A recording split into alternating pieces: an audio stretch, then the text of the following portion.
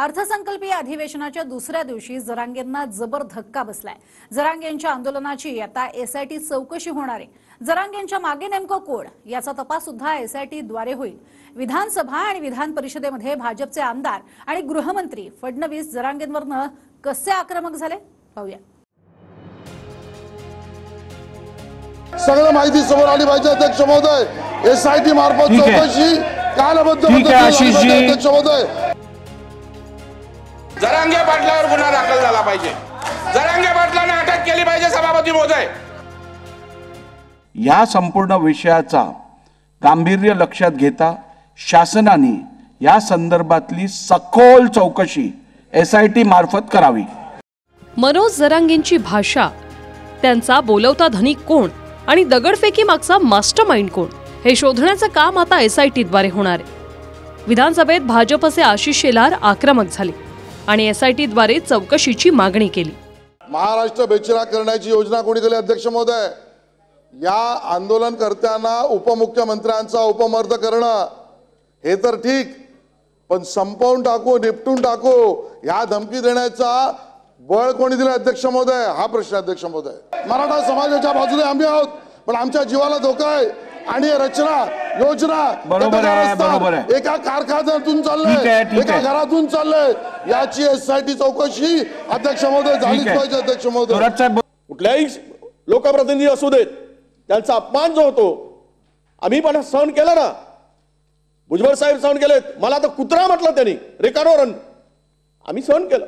हे बघा, जे बोलायला टीव्हीवर आलेत ना पोपटपंची, तुम्हाला माहित आहे त्या जरांगे पाटलावर वैयक्तिक टीका करणारे, त्यातून जो उद्रेक झाला ती कोणाची माणसं आहेत, त्याला पर्याय कसा उभा केला गेला हे सुद्धा अध्यक्ष महोदय शोधलं पाहिजे, ही आमची मागणी आहे। शेलारांनी एसआयटी द्वारे चौकशीची मागणी केल्यानंतर विधानसभा अध्यक्षांनीही एसआयटी द्वारे चौकशीचे आदेश दिले। ही अत्यंत गंभीर घटना आहे। या घटनेतून राज्यात अथवा देशात चुकीचा मेसेज जाणं अत्यंत डेंजरस किंवा घातक असेल। त्यामुळे या संपूर्ण विषयाचा गांभीर्य लक्षात घेता शासनाने या संदर्भातली सखोल चौकशी एसआयटी मार्फत करावी। तर गृहमंत्री फडणवीसही चांगलेच आक्रमक झाले। जरांगे आई बहीण काढतात, त्याच्याशी देणंघेणं नसून त्यांचा बोलवता धनी शोधून काढणार असा इशारा गृहमंत्र्यांनी दिला।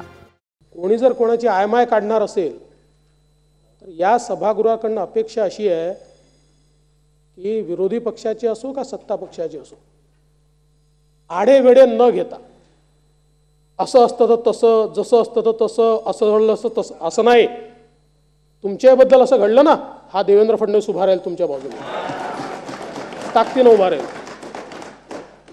त्यामुळे अध्यक्ष महोदय, आपण एसआयटी सांगितली आहे, एसआयटी तयार होईलच, पण मला मनोज जरांगे पाटलांची काही घेणं देणं नाही। त्याच्या पाठीमागे बोलविता धनी शोधून काढणार। जी स्क्रिप्ट त्या ठिकाणी बोलली गेली, काही लोक रोज ती स्क्रिप्ट बोलतात आणि ती स्क्रिप्ट त्यांच्याकडनं येते। तुमच्या सगळ्या आंदोलनाची एसआयटी चौकशी होणार, चांगलं आहे ना। ज्याला भेऊ नाही त्याने कशाला भ्यायला पाहिजे, बिनधास्त करा। आणि तुमचीही होऊ द्या, सगळ्या मंत्र्यांची सुद्धा होऊ द्या, कोणी कोणी काय काय षडयंत्र असले तुमचीही होऊ द्या, अर्धवट करू नका। आणि मराठा बांधवांना सांगतो मी आधीच सांगितलेलं आहे, कधी आपली परवा बैठक होती त्या दिवशी, की हे षडयंत्र रचायला लागलेत मला गुतवायसाठी, तसे लोक यांनी तयार केले तर मुंबईत नेऊन बसविलेले। समजा आम्ही जरांगे पाटलांच्या मागे आहोत, तरी देखील त्यांचं असं काय चुकतंय हे त्यांना तुम्ही सांगण्याचा प्रयत्न का करत नाहीत? म्हणजे कोणी आंदोलनाला उभं राहिलं तर त्याच्यावरती तुम्ही त्याला गुन्हेगार ठरवायचं। ज्या पद्धतीने उत्तरेतले शेतकरी गेल्या वर्षी 1-1.5 वर्षापूर्वी आंदोलनाला उतरले होते, त्यांना अतिरेकी ठरवण्यापर्यंत मजल गेली। आता जरांगे पाटलांना सुद्धा तुम्ही अतिरेकी ठरवणार आहात का? एखादीची मागणी कदाचित चुकीची असेल किंवा पूर्ण करता येत नसेल तर त्याला विश्वासात घेणं हे राज्यकर्त्याचं काम असतं, त्याला गुन्हेगार ठरवणं हे राज्यकर्त्याचं काम नसतं। असा राज्यकर्ता बिनकामाचा असतो। 20-21 ला अधिवेशन असतं का? 15 ठेवलं मरण जगन का माणूस तो? अरे इतक्या नालाय का तुमच्यासारख्या अवलादी कुठं फायदा तरी होत्या का जगात? सत्ता चालायला निघालात तुम्ही, शासनाच्या दिष्टी करायची नीट करा, नाहीत नका करू। इथं लोक मरायला लागले तो तापाशी। की जी आर कव्हर काढतात 5 महिन्यापासून राज्य चालले ते कसलं. तर जरांगेंच्या आई बहिणीवरील वक्तव्यावरून सभागृहात फडणवीसांनी संताप व्यक्त केल्यानंतर जरांगे सकाळी आक्रमकच होते, पण दुपारपर्यंत दिलगिरी व्यक्त करण्याची वेळ आली. माझ्या आया बहिणीचा मुंडक्यावर पाय दिले, वरून मारलं, 20 पोलीस हाणत होता एक महिलेला. उचलून आपली तकारे तुम्ही इटाने हाणता डोक्यात त्यांच्या. तुमचे नुसते आय म्हणलो तर किती लागलं. आमच्या आया बहिणी उभ्या चिरल्यात तुम्ही. तवा कुठं गेलता यासाठी नेमणाऱ्या. सत्ता हातात आली मग दुरुपयोग करून लोक तो ह्याकडे करायला लागला का सगळे. जर गेलं असेल अनुदानानं ते तर मी ते काय आई बहिणीचा विषय शेवटी, आणि आई बहिणीला मानणारे लोक आहेत आपण. ते जर विधानसभेच्या पटलावर बोलले असतील असं बोललेत, मी सुद्धा ऐकलंय बाहेरूनच. काय मी ते आई बहिणीहून बोलून जर त्यांना लागलं असेल तेवढ्या शब्दाबद्दल फक्त, आणि शिंदे साहेबाला पण ते शब्द मी मागे घेतो, त्यात काय दिलगिरी व्यक्त करतो. आई बहिणीपेक्षा मोठं काय आम्हाला, छत्रपतींचे विचार चालवणार आहेत आम्ही. आता एसआयटी चौकशी जरांगेंच्या आंदोलनात दगडफेकीपासून ते जाळपोळीपर्यंत जो काही उद्रेक झाला त्याची तपासणी होईल. तर जे आरोपी अटकेत आहेत त्यांनीच दगडफेकीचं षडयंत्र कसं रचलं, कशा प्रकारे रात्री जरांगेंना परत आणलं, कोणासोबत बैठका झाल्या हे समोर आल्याचंही गृहमंत्री म्हणाले. की या ठिकाणी दगडफेक करणारे जर या ठिकाणी सांगत असतील की आम्हाला दगडफेक करायला कोणी सांगितलं. तुम्ही म्हणालात ना बाळासाहेब की पोलिसांच्या लाठीचार्जमुळे झालं. नाही, लाठीचार्ज महत्त्वाचा आहेच, त्याच्यामुळे झालंच असेल, पण का झाला लाठीचार्ज. आता हे षडयंत्र बाहेर येत आहे. आता हे लक्षात येत आहे कशा प्रकारे रात्री जाऊन त्या ठिकाणी मनोज जरांगेंना वापस आणणारे कोण आहेत, त्यांच्या घरात जाऊन त्यांना भेटणारे कोण आहेत. अध्यक्ष महोदय, कोणाकडे बैठक झाली ते सांगतायत, मी नाही सांगत आहे. आरोपी सांगतायत. आता आरोपी सांगतायत की यांनी बैठक घेऊन सांगितलं दगडफेक करा. पोलीस आपले नाही आहेत, आपले पोलीस नाही आहेत. आपल्या पोलिसांना मारायचं आणि आपण चूप राहायचं. आता मग यासाठी त्यासाठी आहे ना. आणि जर माझं सगळं खरं निघलं तर यासाठीला मात्र देवेंद्र फडणवीसला जेलला टाकावं लागेल. हां, यंत्रणा मात्र घटनेला धरून आणि कायद्याला धरून वापर. ती ईडी सारखे भेऊट दाखवून लोक मध्ये टाकायसारखे नका टाकू. तुम्ही पक्षपातीपणाला लढा.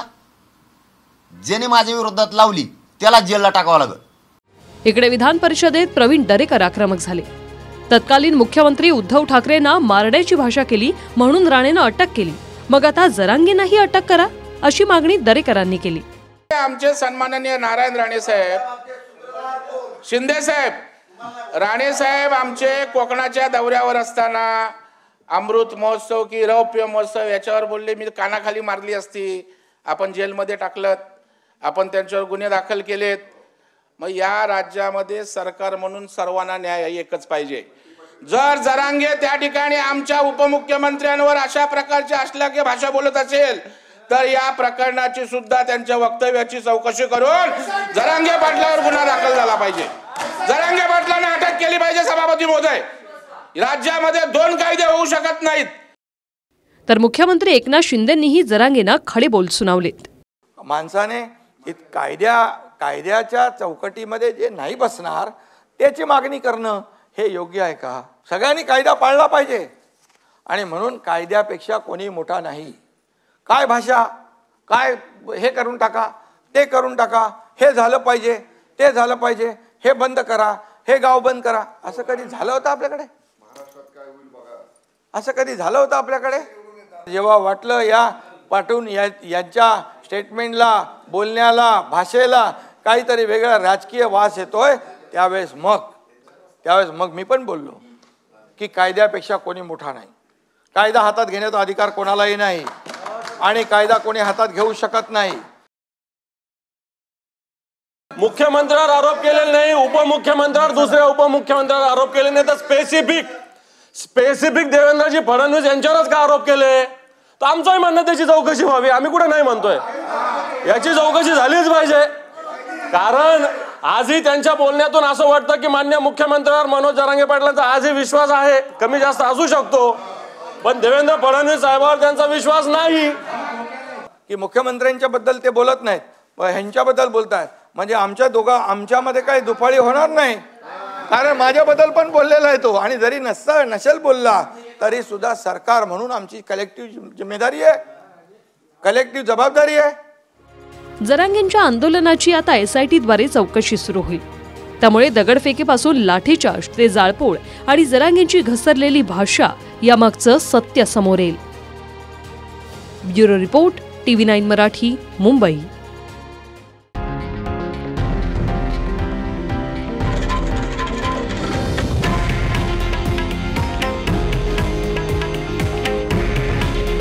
हे आहे देशातील नंबर 1 न्यूज नेटवर्क आणि आपण पाहत आहात TV9 मराठी. काळजी तुमची, हित महाराष्ट्राचं.